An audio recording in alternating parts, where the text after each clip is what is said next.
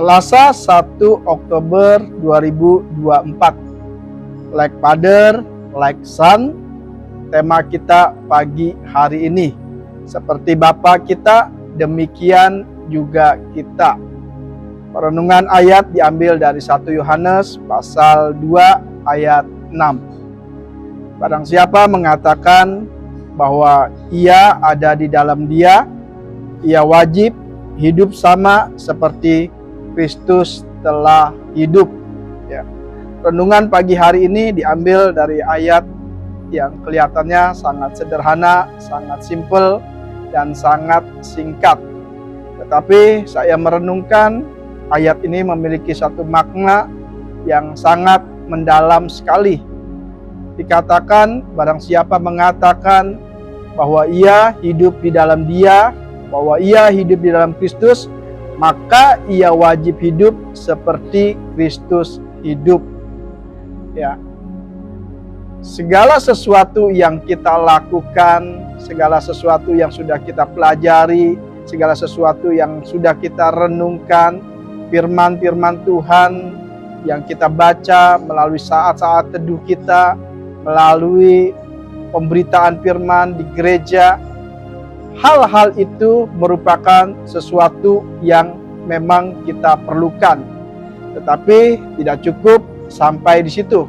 Firman Tuhan pagi hari ini mengatakan bahwa ketika kita mengaku, bahwa ketika kita mengatakan bahwa Kristus hidup di dalam kita, maka kita wajib hidup seperti Kristus hidup.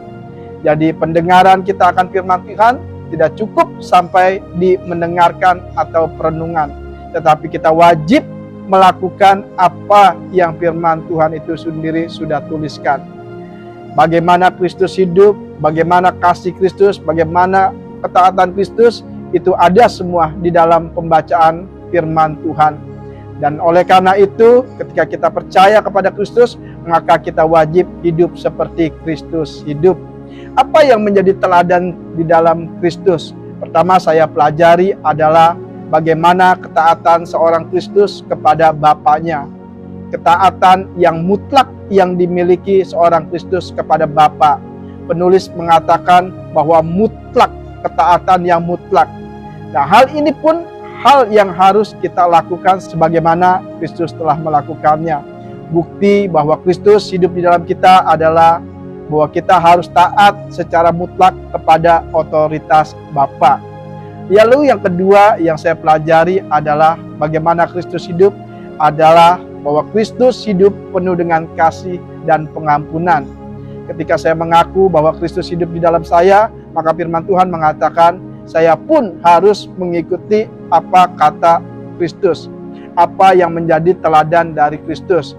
Oleh karena itu kita sama-sama belajar bagaimana kita mengasihi, bagaimana kita mengampuni, sebagaimana Kristus telah mengasihi dan mengampuni kita.